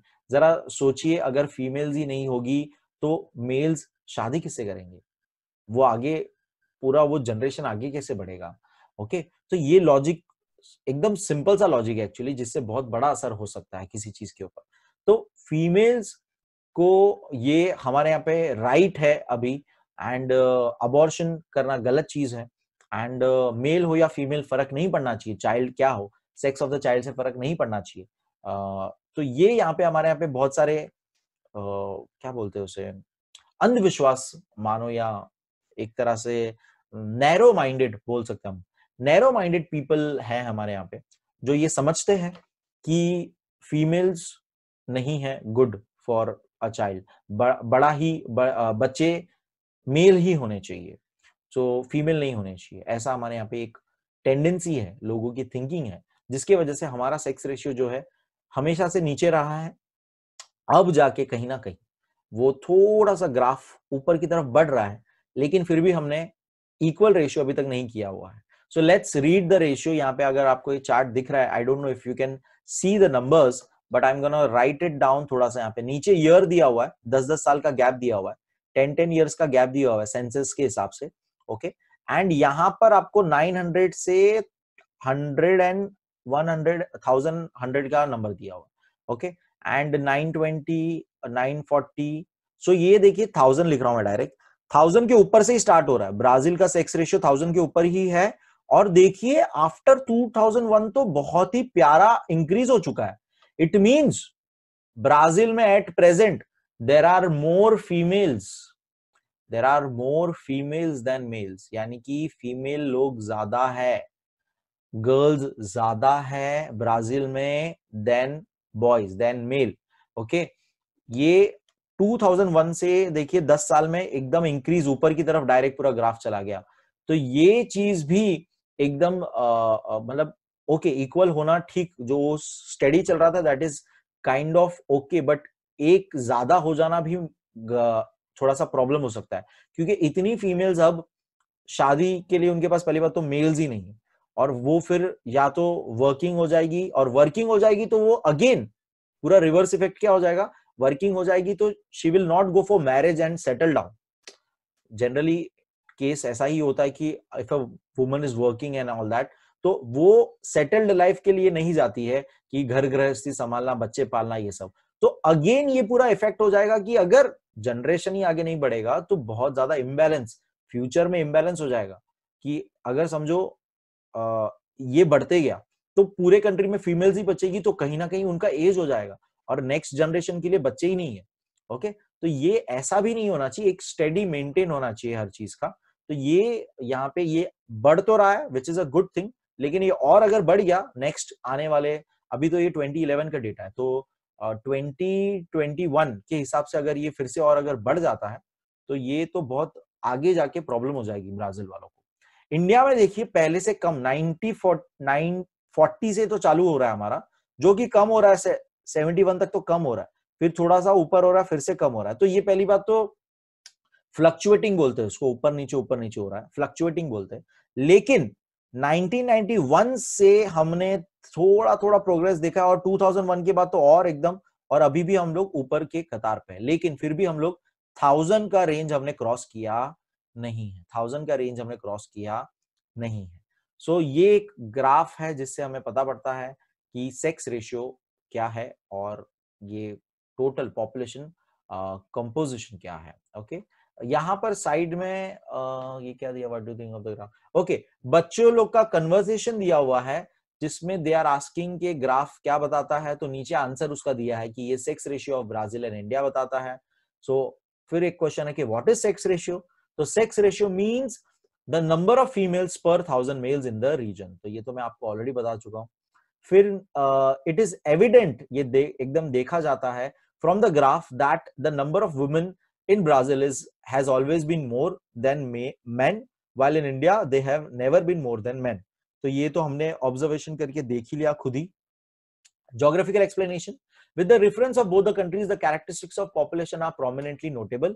तो एकदम आसानी से आप देख के हमने पूरा स्टडी कर लिया ग्राफ से कि the sex ratio of Brazil has always been more than 1000, हमेशा से 1000 से ज्यादा ही रहा है। And considering the sex ratio of Brazil, the number of women have considerably increased than men since 2001। तो ये भी हमने देखा 2001 के बाद ग्राफ सीधा ऊपर की तरफ जा रहा था। In India men outnumber women, तो हमारे यहाँ पे men ज्यादा है women से। In India we see fluctuation in sex ratio since few decades। there have been a slight increase in the sex ratio after 1991।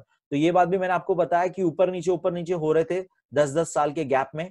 And decade यानी क्या होता है, 10 साल का पीरियड, डेकेड। तो 10-10 साल के गैप में ऊपर नीचे हो रहे थे और फिर 91 से हम स्टेडीली ऊपर जा रहे हैं। ऑलवेज रिमेंबर में दिया हुआ है सेव गर्ल टीच।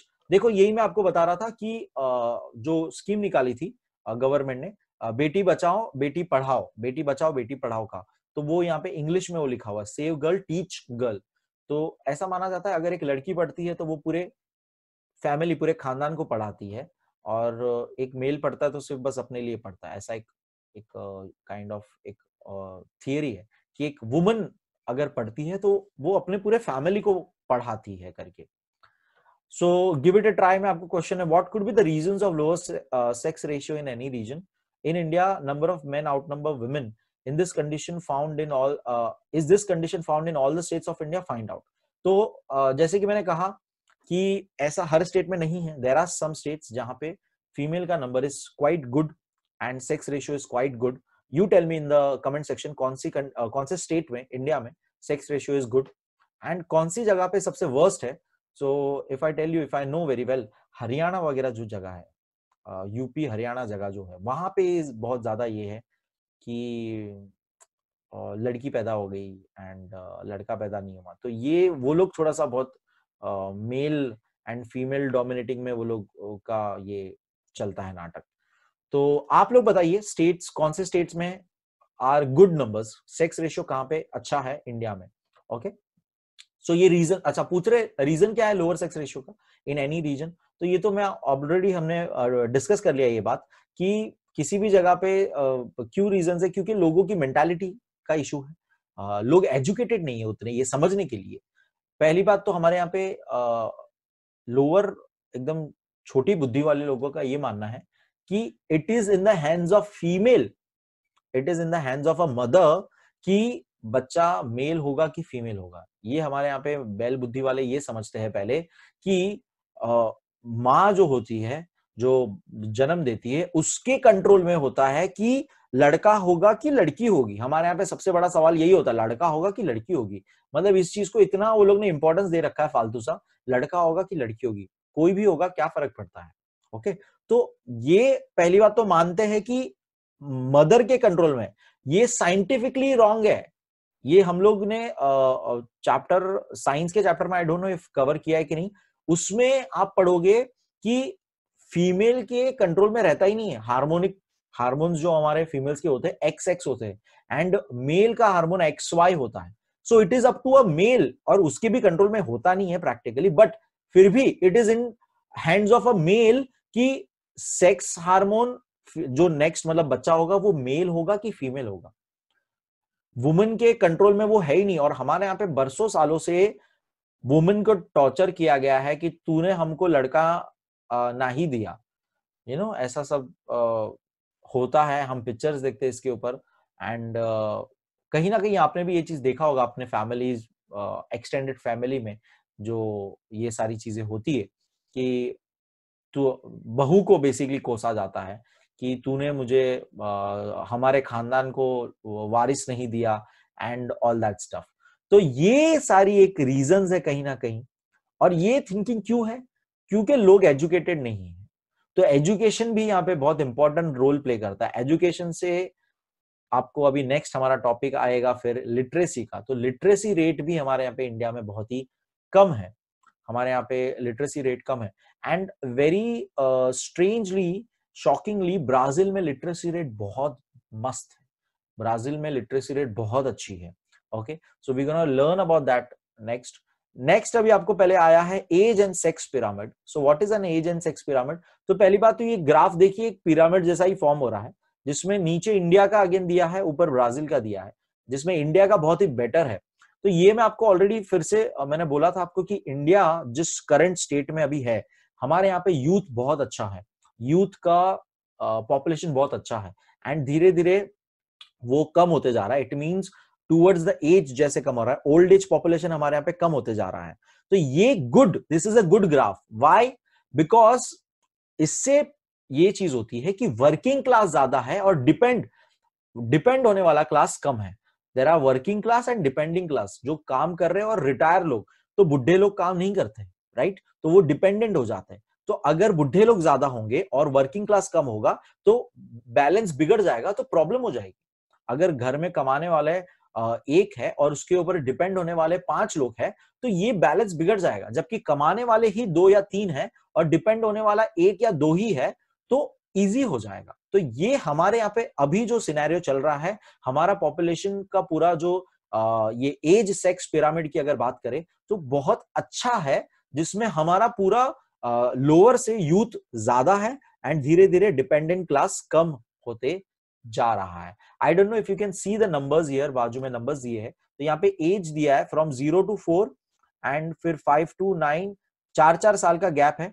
यहाँ पे कहीं पे अगर एडल्ट आपको यूथ गिनूं तो मैं 20 से यहाँ से मैं कहीं पे ये से लेके रिटायरमेंट एज 60 की होती है जनरली। तो ये इतना एज जो है, सो इतने अगर इतना स्टडी करें हम लोग, ये ब्राजील का है। इसमें देखिए कितना अनइवन आप देख सकते हो, 30-34 वाले ज्यादा है और एक तरफ मेल है एक तरफ फीमेल है। नोटिस करो ब्राजील में फीमेल ज्यादा ही है हर तरफ, क्योंकि हमने देखा सेक्स रेशियो फीमेल ज्यादा ही है और मेल का बार वो कम ही है यहाँ पे। तो blue just indicates male, pink indicates female. तो यहाँ पर एज ग्रुप 30-34 का देखिए और ज्यादा है, और फिर 36 वाले थोड़े से कम है, फिर 40-44 एकदम ही कम हो जा रहा है यहाँ पे फिर से। एंड ये परसेंटेज है by the way, so percentage में भी पूरा दिया हुआ है।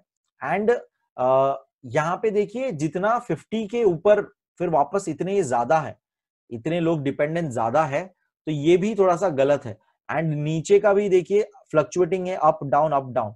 तो ब्राजील का एज सेक्स पिरामिड जो है वो इतना हम बोल सकते हैं कि बैलेंस नहीं है, जितना जितना नीचे देखिए इंडिया का कितना मस्त फ्लो में, ऐसा लग रहा है ताजमहल का डोम ही बना दिया है लोगों ने, इतना मस्त फ्लो में है।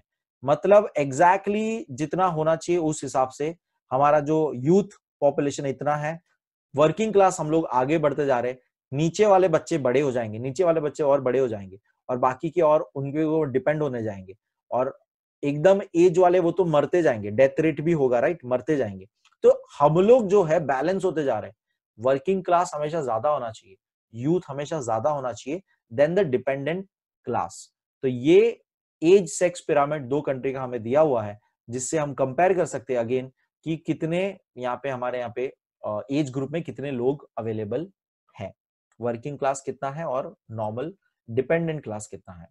सो अगेन यहाँ पे लोग ने कन्वर्सेशन दिया है, this is a graph, this graph looks different, ये अलग सा ग्राफ है। Yes, this graph shows age and sex of population, it is also known as population pyramid, इसको पॉपुलेशन पिरामिड भी कहा जाता है। What is its use? तो इसका यूज क्या है? It is used to study the age and sex related aspects of a region's population। तो इससे हम लोग एक हमने जैसे स्टडी करके हमने डायरेक्ट बताया कि वर्किंग क्लास कितनी है, कितने लोग कमाते हैं, कितने लोग काम करते हैं, कितने लोग डिपेंड है, कितने लोग डिपेंड है हमारे ऊपर, तो ये हम इससे पता लगा सकते हैं। Does that mean that we can know the number of percentage of various age groups of males and females in our country? तो yes, मेल फीमेल भी वो लोग ने अलग अलग करके दिखाया हुआ है एंड एज वाइज भी दिया हुआ है। तो अगर आपको पूछा जाए कि 25 से 29 की एज ग्रुप में कितने परसेंटेज मेल और कितनी परसेंटेज फीमेल है, तो आप ये चार्ट देख के इजीली बता सकते हो। Yes, of course, this helps us to know the proportion of children, youth and old people in our country। तो as already I told you कि यूथ होता है, नीचे की तरफ चिल्ड्रन हो गए 0 to 15, 0 to 19 वाले, और ऊपर के ओल्ड पीपल हो गए। तो ये हमें प्रपोर्शन पता पड़ता है। ज्योग्राफिकल एक्सप्लेनेशन देखते हैं। Consider the age population, Brazil's population is getting slowly older, तो धीरे धीरे ओल्ड होते जा रही ब्राजील की population. But in India the situation is different, the proportion of youth in India is more. तो जैसे कि ऑलरेडी मैंने आपको बात बोली, ऑलरेडी हमने डिस्कस कर लिया कि इंडिया का यूथ पॉपुलेशन ज्यादा है। This means India has a higher working population. फिर ये एक और बात दी है कन्वर्सेशन की, in this pyramid we can see that the number of young people is more in both the countries, but the proportion of children is more in India, while proportion of people in age group of above 80 years in India is more in Brazil। तो यही बात हमने already geographical explanation में देख ली कि Brazil का age group के हिसाब से ओल्ड एज धीरे धीरे बढ़ते जा रहा है, एंड इंडिया का working class that is youth ज्यादा है। Try this using the graph given above. Find the difference between the male female of various age group. In which age group is this difference the maximum? तो एकदम simple सा चीज है, आपको male female का देखना है कितना, कहां पे कौन सा ज्यादा है, बार कौन सा बड़ा है, और कौन से एज ग्रुप में सबसे ज्यादा डिफरेंस आ रहा है। तो ये बात भी आप मुझे कमेंट सेक्शन में ढूंढ के मैप रीड करके बताओगे। ओके, अब ग्रोथ रेट बता रहे, पॉपुलेशन ग्रोथ रेट, यानी किस तेजी से हम पॉपुलेशन बढ़ते जा रहा है वो बता रहे हैं ग्रोथ रेट। तो एक सिंपल सा एक झलक देखते ही पता पड़ रहा है कि ब्राजील का पॉपुलेशन ग्रोथ रेट कम होते जा रहा है, मतलब वहां पर अब पॉपुलेशन बहुत स्लो हो चुका है, वहां पे बच्चे पैदा नहीं हो रहे ज्यादा। तो देखिए अब तुरंत हमारे ऊपर वाले पॉइंट से लिंक करते हैं, वहां पे फीमेल ज्यादा है, वहां पे फीमेल ज्यादा है मेल से, मतलब वहां पे उतने मेल्स नहीं हैं जितने फीमेल्स है। इट मींस वहां पे शादियां नहीं हो रही है फीमेल्स की, इट मींस इसीलिए वहां पे न्यू बॉर्न बेबीज नहीं हो रहे हैं। This is one of the reasons कि ग्रोथ रेट कम हो चुका है, क्योंकि फीमेल ही बच्चा पैदा करती है, राइट। सो अगर वहां पे मेल्स कम है और फीमेल्स ज्यादा है, तो पॉपुलेशन की ग्रोथ रेट कम होते जा रही है, एंड फीमेल पॉपुलेशन वहां पे और बढ़ गई है 10 सालों के बीच में। और इसीलिए यहाँ पे 10 सालों में आप पॉपुलेशन ग्रोथ रेट भी देखिए एकदम डाउन हो जा रहा है, 90 से लेके 2000 में एकदम डाउन हो जा रहा है। सो ये चीज मैं आपको तब बताने की कोशिश कर रहा था कि कितना फर्क पड़ जाएगा सेक्स रेशियो अनइक्वल होने से। फीमेल ज्यादा भी एकदम सही बात नहीं है और कम भी एकदम सही बात नहीं है, बैलेंस ऑलमोस्ट इक्वल, 10 ऊपर नीचे 19-20 का फर्क होना चाहिए खाली। ओके, तो आप ये देख सकते हो। जबकि इंडिया में नीचे की तरफ मैप देखिए, हमारा ग्रोथ रेट सॉलिड था, हम लोग सॉलिड बढ़ाते ही जा रहे थे, पॉपुलेशन हमने बढ़ा दिया, अब जाके कहीं हम कंट्रोल में आ रहे हैं, नीचे हो रहा है, हमारा तो कंट्रोल होना जरूरी है। तो अब जाके कहीं ना कहीं हमारा ग्रोथ रेट जो है स्लो हो चुका है, कम नहीं, कम डायरेक्शन कम हो रहा है। इसका मतलब ये नहीं है कि हमारा पॉपुलेशन कम हो चुका है, ये बात आप समझिए पहले। ग्रोथ रेट कम यानी कि क्या होता है, हमने अब बच्चे पैदा करना थोड़ा कम कर दिया, ऐसा आप समझ सकते हो।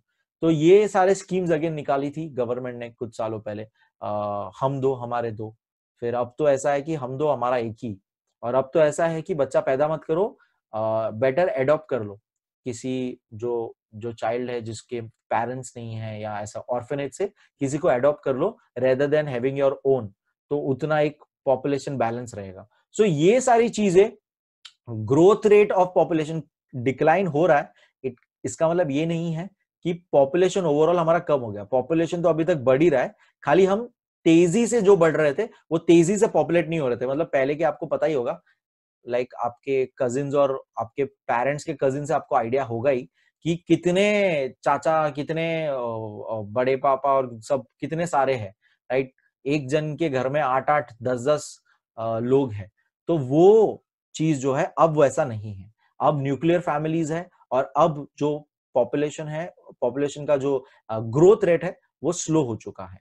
तो ये यहाँ पे बताया हुआ अगेन कन्वर्सेशन दिया है, what do these graph show, these graphs show the growth rate of population of Brazil and India. Oh, but here the graph line is going down. Why? Correct. Though the lines show a downward trend, तो ये नीचे की तरफ जा रही है दोनों तरफ, डाउनवर्ड ट्रेंड कहा जाता है उसे, ग्राफ रीडिंग का टर्म है ये। It does not mean population is decreasing. It shows that the growth is lesser than the previous decade. Does that mean the Brazil's population is decreasing? तो ये already मैंने आपको बोला कि ग्रोथ रेट कम होना मतलब पॉपुलेशन कम हो गया वैसा नहीं है, इट मींस हम जिस तेजी से बढ़ रहे थे वो नहीं हो रहा है। तो लास्ट डेकेड के हिसाब से हमारे यहाँ पे कम अब बच्चे पैदा हुए, ऐसा इसका मतलब होता है। ब्राजील का पॉपुलेशन कम हो रहा है, तो अभी तो कम, रेट इतना कम हो चुका है वहां पे, हमने देखा इतना ग्राफ कम हो चुका है, तो नेक्स्ट आने वाले टाइम में वहां पे पॉपुलेशन डिक्रीज हो जाएगा, क्योंकि ओल्ड एज भी बढ़ते जा रहे हैं, डेथ रेट भी उस हिसाब से वहां पे बढ़ते जाएगी, तो अपने आप पॉपुलेशन कम हो जाएगा। ज्योग्राफिकल एक्सप्लेनेशन पढ़ते हैं। The rate of growth of population has reduce considerably in Brazil, बहुत ही ज्यादा उसमें कम हो चुका है। However this is not the condition in India, India में ऐसा नहीं है। From 2001 to 2011 India's population increased by 18.2 crore. तो वहां पे जहां पे हमने देखा 2001 और 2011 में ग्राफ हमारा नीचे तो था, लेकिन पॉपुलेशन फिर भी कितना इंक्रीज हुआ, 18.2 करोड़। एक राउंड ऑफ अगर इसको करूं तो हमारा 10 साल में ब्राजील का जितना पॉपुलेशन है उतना तो हमने 10 साल में बच्चे पैदा कर लिए, 18.2 करोड़ हमने पॉपुलेशन इंक्रीज कर लिया। तो मतलब समझिए कितना ज्यादा है वो चीज। नेक्स्ट पढ़ेंगे, India's population growth rate was higher till 1971 तक, बहुत हाई था, उसके बाद थोड़ा स्टेबलाइज यानी फ्लैट लैंड दिख रही है, वहां पे एक लाइन दिख रहा है। The rate of population growth is now declining, अभी कम हो रहा है, लेकिन पॉपुलेशन फिर भी ग्रो हो रहा है। पॉपुलेशन फिर भी ग्रो क्यों हो रहा है, कॉमन सेंस है। देखिए जैसे जैसे हम लोग डेवलपमेंट की तरफ बढ़ रहे हैं, मेडिकल फैसिलिटीज अच्छी होते जा रही है, लोगों की लाइफस्टाइल्स अच्छी होते जा रही है, तो जो एज, जैसे जैसे लोग एज वाले हो रहे हैं वो लोग कम मर रहे हैं। हमारे यहाँ पे लोग पहले जल्दी मर जाते थे, एवरेज डेथ रेट जो था हमारे यहाँ पे जल्दी मर जाते, लेकिन अब लोग लंबा जी रहे हैं, लाइफ एक्सपेक्टेंसी उसको बोलते हैं, वो लोग अब ज्यादा जी रहे हैं। तो ये चीज भी हो रही है, इसीलिए पॉपुलेशन काउंट जब होता है तो वो इंक्रीज्ड ही दिखाता है, क्योंकि जो मरने वाले लोग थे अब मरे नहीं है, और दूसरे नए लोग और पैदा हो गए हैं, तो काउंटिंग करेंगे तो वो इसीलिए इंक्रीज दिखा रहा है। तो ये चीज भी समझना है। पहले बर्थ के टाइम भी कितने लोग डेथ हो जाती थी, मदर की डेथ तो पक्का हो जाती थी, पिक्चरों में तो जनरली बताया हुआ है कि बच्चा देते देते मदर का डेथ हो गया। तो ये चीज भी हो जाती थी, बिकॉज हमारे यहाँ पे तब मेडिकल फैसिलिटीज उतनी नहीं थे, उतना हम केयर नहीं लेते थे। तो ये सारी चीजें अब ऐसा नहीं होता, अब हम बहुत केयर लेते हैं, अब हम बहुत ध्यान रखते हैं प्रेग्नेंट वुमेन का। तो ये सारी चीजें अब होती है, जिससे ग्रोथ रेट हमारा इंक्रीज, मतलब पॉपुलेशन हमारा इंक्रीज ही है, ठीक है। ये आपको समझना है कि पॉपुलेशन हमारा ग्रोइंग है अभी तक। It is observed that in Brazil the rate of growth is declining and Brazil's population may not increase in the next 2 decades। तो मैंने ऑलरेडी आपको बोला कि ग्रोथ रेट इतनी कम हो चुकी है कि हो सकता है आने वाले 20 सालों में वहां पे पॉपुलेशन इंक्रीज ज्यादा ना हो। No, this means that the growth is less and the looking at the trend, the near future Brazil population may decrease। तो ये उसका नीचे आंसर दिया था कन्वर्सेशन का। ओके, नेक्स्ट देखो, यही टॉपिक है लाइफ एक्सपेक्टेंसी का, जो अभी जस्ट मैं आपको बोल रहा था कि लोग कितना एट एन एवरेज जीते हैं। तो लाइफ एक्सपेक्टेंसी और ब्राजील में आप देखिए, पहले 1960s में करीब 54 इयर्स तो लोग रहते ही थे, मतलब एक नॉर्मल एवरेज इंसान 54 इयर्स तक जिंदा रहता था। अभी लाइफ एक्सपेक्टेंसी 2016 का डेटा है, ये 2016 का डेटा है, 75 है। इट मींस दैट कि एट एन एवरेज अभी वहां पे 75 इयर्स तक के एज तक आप जिंदा रहोगे। ये इंक्रीज क्यों हो रहा है? दोनों में इंक्रीज हो रहा है। इट मींस दोनों जगह पे डेवलपमेंट हुई, दोनों जगह पे अच्छे फैसिलिटीज, मेडिकल फैसिलिटीज आ चुके हैं, लोगों की लाइफस्टाइल्स अच्छी हो चुकी है, लोग फिट रहने लगे, लोग अच्छा खाने लगे हैं, लोग ध्यान रखने लगे अपना ध्यान रखने लगे हैं। तो ये सब के वजह से किसी भी चीज का, किसी भी कंट्री का लाइफ एक्सपेक्टेंसी बढ़ता है। इंडिया का देखिए 1960 में 41 था, बहुत कम था, और अभी जाके 2016 में 68 हुआ है, तो अभी भी कमी है कंपेयर टू ब्राजील अगर देखेंगे। अगेन यहाँ पे कन्वर्सेशन दिया है, these graphs show the life expectancy of Brazil and India, don't they? Yes, but what is life expectancy? तो लाइफ एक्सपेक्टेंसी क्या है कि एवरेज कितना जीते हैं, मैंने आपको ऑलरेडी बताया। Let's read, this means the average number of years a person born in a country is expected to live. तो कितना वो कितने टाइम तक जिंदा रहेगा, that is called life expectancy. This means that we Indians live for 68 years on an average, and yes, इसका मतलब वो ही होता है, Brazilians live 75 years. The life expectancy of India was around 41 in 1960. Now it is increasing. It will continue to increase in future. तो और आगे increase ही होगा, क्योंकि हम और डेवलप होते जा रहे हैं, हम और बेटर होते जा रहे हैं। अब जाके इंडिया में फिटनेस रिलेटेड तो बहुत ही ज्यादा लोग एक्टिव हो रहे हैं। आई सी पीपल वर्किंग आउट, आई सी वुमेन, फीमेल्स, जो पहले हमारे यहाँ पे माना जाता था विमेन इतने एक्टिव नहीं थी वर्कआउट एंड फिटनेस में, वो लोग भी अब फिटनेस में काफी एक्टिव हो रहे हैं। योगा बहुत, अब योगा हम करते हैं काफी ज्यादा।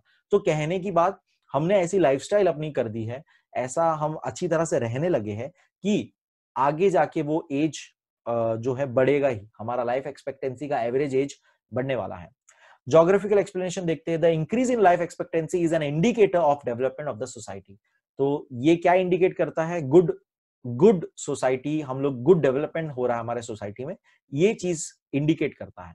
Improvement in the medical facilities, progress in the medical field, access to the nutritious food leads to an increase in average life expectancy. तो ये बात मैंने ऑलरेडी आपको बताई कि कैसे डेवलपमेंट से असर हो रहा है हमारे यहाँ पे और कैसे लाइफ एक्सपेक्टेंसी बढ़ते जा रही है।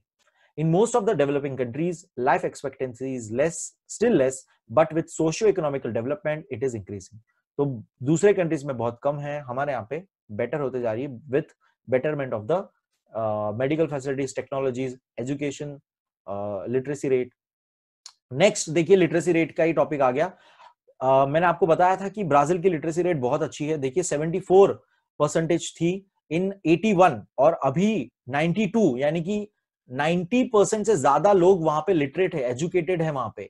This is a good education, this is a good literacy rate. India में जबकि 1981 का डेटा देखिए 40% खाली लिटरेसी रेट थी, जबकि अभी जाके इंक्रीज तो हो रही है और इंक्रीज होगी, और मैं तो समझता हूं कि हमारे यहाँ पे 100% हो जाए तो बहुत ही बेहतर होगा। तो लिटरेसी रेट बढ़ना बहुत इंपॉर्टेंट है। ये आप समझिए, जो पुराना जनरेशन था, जो अनएजुकेटेड जनरेशन था, वो कम होते जा रहा है अभी हमारे यहाँ पे, इसीलिए भी लिटरेसी रेट ज्यादा दिखा रही है। और दूसरी तरफ हमारे यहाँ पे यूथ ज्यादा है, जो आज की तारीख में हर एक लोग एजुकेशन में बिलीव करते हैं और एजुकेट होना बिलीव करते हैं, तो वो इसीलिए इंक्रीज होते जा रहा है, जो कि और इंक्रीज होना चाहिए।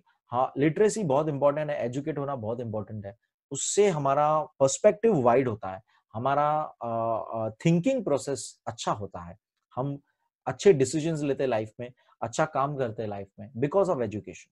तो ये ब्रॉड माइंडेड हम बहुत ही ज्यादा रिक्वायर्ड है, बहुत ही ज्यादा नीडेड है हमारे कंट्री में, क्योंकि हमारे कंट्री में इतने अंधविश्वास, हमारे कंट्री में इतने नैरो माइंडेड, नैरो छोटी सोच और दहेज और ये सब अभी भी चल रहा है, फीमेल फर्टिसाइड, ये सब अभी भी चल रहा है, भले ही इसके ऊपर बैन है, भले उसके ऊपर लीगल एक्शंस लिए जा सकते हैं, लेकिन अभी भी कहीं ना कहीं ये चल रहा है बिकॉज लोगों का मेंटालिटी नहीं बदल रहा है। तो मेरा ये मानना है कहीं ना कहीं एजुकेशन से ही बदल सकता है, एंड ओवरऑल लाइफस्टाइल से बदल सकता है। सो लिटरेसी रेट की अगर बात करें तो इंडिया में भी अभी इंक्रीज हो रहा है, नॉट एग्जैक्टली इंक्रीज हो चुका है। You tell me in the comment section, कौन से स्टेट में 100% लिटरेसी है, कौन से स्टेट में हमारे यहाँ पे 100% लिटरेसी है। Okay, so you tell me that in the comment section. तो यहाँ पे वही क्वेश्चन पूछा कि क्या if the proportion of dependent age group increases in the composition of population, how it will affect the economy.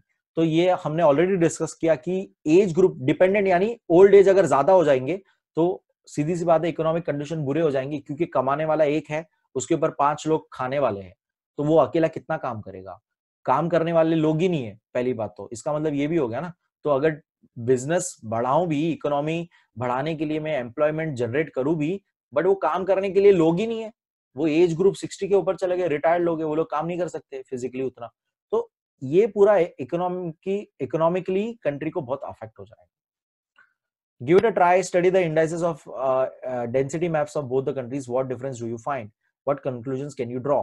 तो ये अब अगेन आप लोग को सिंपली डेंसिटी मैप जो है ये सब आप खुद थोड़ा सा एक्टिविटी करेंगे तो ज्यादा बेटर होगा। ये मैं एकदम ही आपको सब कुछ स्पून फीडिंग, इसको स्पून फीडिंग बोलते हैं, अगर मैं आपको सब कुछ डायरेक्ट बता दूं तो मजा नहीं आएगा, थोड़ी चीजें आप खुद अगर करें तो ज्यादा बेटर होगा। Colours of both, which country has the higher sex ratio, which has the higher literacy rate, तो ये आप हमने पूरा पढ़ लिया है, तो आप तो अभी ये आंसर डायरेक्ट कर सकते हो कि सेक्स रेशियो कहां पे ज्यादा देखा था हमने, तो ब्राजील में था, ऑब्वियस सी बात है। लिटरेसी रेट कहां पे हायर था, वो भी ब्राजील में था। तो ये जितने क्वेश्चन है, again you can simply solve this, हमने डिस्कस कर लिया सारा, you can answer this. If you can't answer this, you can search about it, you are suppose to try yourself first. Okay, जितना पढ़ाना था according to the syllabus अगर बोले तो मैंने पढ़ा दिया आपको, एंड ये छोटा मोटा जो कलर्स ऑफ बोथ ये सब है क्वेश्चंस, ये आप आगे खुद कर सकते हो। डू यू नो में आपको census of India conducts innovations of population every 10 years, तो ये भी मैंने बता दिया था कि हर 10 साल में सेंसस हम स्टडी करते हैं, लोगों का डेटा कलेक्ट करते हैं। सिमिलरली इन ब्राजील, वहां पे ब्राजील में कौन करता है, IGBE, that is Brazilian institute of geography and statistics, carries out census every 10 years। First census दोनों कंट्री का 1872 में हुआ था, तो ये आपको याद रखना है। दोनों कंट्री ने कब से चालू किया सेंसस, 1872 से। इंडिया का स्टार्ट ऑफ द डेकेड में होता है 61, 71, 81, 91, अभी हमारा 2021 नेक्स्ट ईयर होगा। ब्राजील में एंड ऑफ द डेकेड होता है 60, 70, उस हिसाब से 2020 में ब्राजील में सेंसस होना चाहिए। तो आई डोंट नो कोरोना की वजह से हुआ कि नहीं हुआ, लेकिन you can find out in the on Google and let me know in the comment section कि ब्राजील में ये साल 2020 में सेंसस होने वाला था, हुआ कि नहीं हुआ। Think about it, consider the following discussion. What should be done so that the manpower is utilized properly, sex ratio improves and population growth is controlled? Write 2-3 sentences. तो मैंने ऑलरेडी आपको ये सारी बातें बता दी है, वैसे तो फिर से एक और बार बता देता हूँ। क्या कर सकते हैं मैन पावर को यूटिलाइज करने, कितना हमारे पास इतना यूथ है तो उसको क्या करें, कैसे यूज करें, रिसोर्स कैसे यूज करें, पॉपुलेशन कैसे यूज करें। सिंपल है, उनको एजुकेट करना है, उनको उनके लिए जॉब अपॉर्चुनिटीज क्रिएट करना है, एम्प्लॉयमेंट जनरेशन करना है। उनको इतना पावरफुल एजुकेट क्यों करना है, पहले ये समझो, एजुकेट क्यों करना है। एजुकेट करेंगे तो वो लोग खुद अपने आप के लिए आत्मनिर्भर, मोदी जी का वर्ड, आत्मनिर्भर हो जाएंगे, तो वो खुद आइडियाज लाएंगे एम्प्लॉयमेंट जनरेशन करने की, बिजनेस आइडियाज लाएंगे, बिजनेस खुद वर्किंग अपने आप को उतना केपेबल बना देंगे, आत्मनिर्भर खुद अपने आप को उतना केपेबल बना देंगे। तो एजुकेशन जरूरी है सबका, एम्प्लॉयमेंट जनरेट करना जरूरी है, तो उससे हम लोग मैक्सिमम मैन पावर का यूटिलाइज कर सकते हैं। सेक्स रेशियो इंप्रूव भी कैसे कर सकते हैं, तो यही सारे रीजन है। लोग अगर ये चीज समझेंगे कि कितना जरूरी है बैलेंस होना, फीमेल मेल का बैलेंस होना, तो अपने आप हमारे यहाँ पे हम लोग फीमेल फर्टिसाइड बंद कर देंगे। बेटी बढ़ाओ बेटी पढ़ाओ वाला जो हमारा मोटो है उसको हम सीरियसली लेंगे और गर्ल चाइल्ड को भी प्रमोट करेंगे, गर्ल चाइल्ड को फैसिलिटीज देंगे, वुमेन राइट्स, वुमेन का एम्पावरमेंट करेंगे, एम्पावरमेंट ऑफ वुमेन करेंगे। ये सारी चीज करेंगे तो अपने आप सेक्स रेशियो भी इंप्रूव हो जाएगा एंड पूरा पॉपुलेशन ग्रोथ भी कंट्रोल में धीरे धीरे आ जाएगा। So that is overall chapter. Chapter खत्म हो गया मेरे ख्याल से. Yes, the chapter is ended. That was the 6th chapter of your geography, population. I hope आपको समझ में आया होगा. I hope आपको मजा आया होगा. Please like the video, share the video, subscribe to the channel, and thank you so much. जो questions मैंने पूछे हैं जल्दी से मुझे comment section में बताइए, and keep supporting. Thank you so much guys. Bye. Take care.